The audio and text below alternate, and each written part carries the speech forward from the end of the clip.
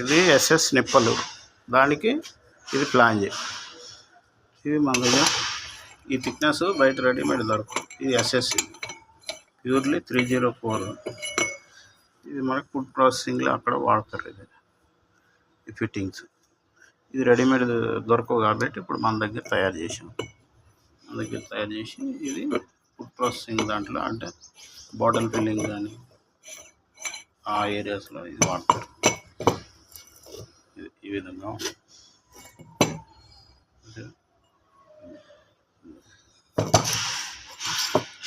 ఇది ఒక nylon material. దీంట్లో మనం ఈ విధంగా వైరు వచ్చేటట్టు, వైర్ కంపెనీకి అంటే వైర్ మ్యానుఫ్యాక్చరింగ్ ఉంటుంది కదా, అల్యూమినియం వైర్, కరెంటు వైర్, దానికి ఇది నాజిల్ టైపు వాడతారు. దీంట్లోకించి అది వస్తుంది వైరు. ఇది మనం ఇటు సైడ్ ట్యాపర్ ఉంటుంది. ఇది ఇప్పుడు ఈ నైలాన్ మనం దీంట్లో తయారు చేయాలి ఇట్లా ఈ విధంగా.